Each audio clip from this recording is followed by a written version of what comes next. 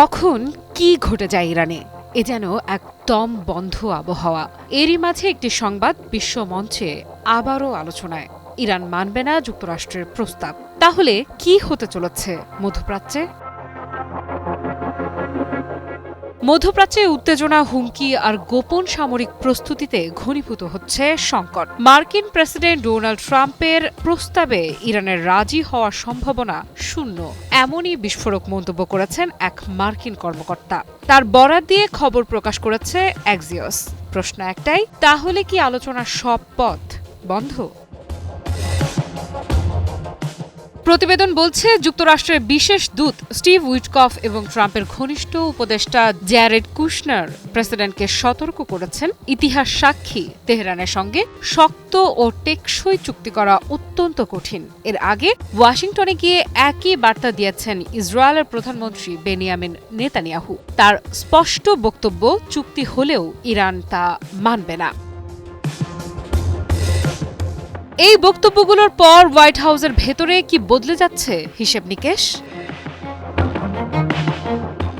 Trump বারবার হুঁশিয়ারি দিচ্ছেন, পারমাণবিক ও ক্ষেপণাস্ত্র ইস্যুতে সমঝোতা না হলে হামলা অনিবার্য।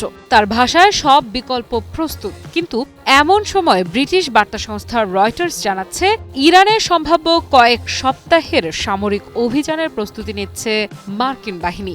নির্দেশ মিললেই শুরু হতে পারে আঘাত। নাম প্রকাশে অনিচ্ছুক দুই মার্কিন কর্মকর্তার দাবি, পরিকল্পনা অত্যন্ত সংবেদনশীল, কারণ একই সময়ে কূটনীতির সূক্ষ্ম সুতায় ঝুলছে সম্পর্ক।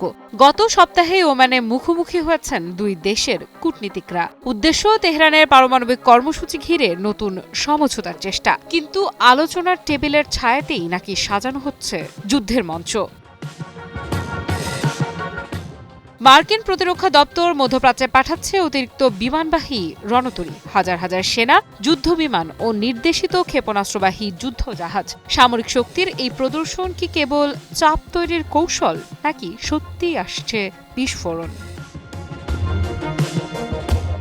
হোয়াইট হাউসের মুখপাত্র অ্যানা কেলি জানিয়েছেন, ইরানের জন্য প্রেসিডেন্টের হাতে সব পথ খোলা, অর্থাৎ আলোচনাও আছে, আঘাতও আছে। চলুন উত্তর খোঁজা যাক। কিন্তু ইরান কি চুপ করে বসে থাকবে? অতীত বলছে, চাপের মুখে তেহরান প্রায়ই পাল্টা শক্ত অবস্থান নিয়েছে। যদি হামলা শুরু হয়, তা কি সীমিত থাকবে, নাকি ছড়িয়ে পড়বে গোটা অঞ্চলে? ইসরায়েল থেকে লেবানন, লেবানন থেকে সিরিয়া পর্যন্ত, বাদ যাবে না ইয়েমেনও। বিশেষজ্ঞদের মতে, যদি যুদ্ধ শুরু হয়, তাহলে সরাসরি যুক্তরাষ্ট্রের বিশাল নৌবহর বা বিমান বাহিনীর মুখোমুখি না হয়ে ইরান অপ্রতিসম যুদ্ধ বা মার প্যাচের কৌশল নেবে। তাদের মূল পরিকল্পনা হতে পারে এরকম: কয়েক হাজার ড্রোন ও মিসাইল একসঙ্গে ছুড়ে মার্কিন আকাশ প্রতিরক্ষা ব্যবস্থাকে ব্যস্ত রাখা। আঞ্চলিক মিত্রদের ব্যবহার, লেবাননের হিজবুল্লাহ, ইয়েমেনের হুথি বা ইরাকের মিলিশিয়াদের নিয়ে বিভিন্ন দিক থেকে মার্কিন ঘাঁটিতে চোরা গুপ্তা হামলা চালানো। হরমুজ প্রণালী বন্ধ করা, বিশ্বের তেলের বাজারের নাভিশ্বাস তুলতে সমুদ্রপথে মাইন বা স্পিড বোট দিয়ে তেলবাহী জাহাজ আটকে দেয়া। সাইবার যুদ্ধ, সরাসরি বোমাবাজির পাশাপাশি আমেরিকার বিভিন্ন জরুরি পরিষেবায় সাইবার হামলা চালিয়ে বিশৃঙ্খলা সৃষ্টি করা। মূলত ইরান চাইবে যুদ্ধটাকে যুক্তরাষ্ট্রের জন্য এতটাই ব্যয়বহুল এবং দীর্ঘমেয়াদী করতে, যাতে তারা মাঝপথেই পিছু করতে বাধ্য হয়।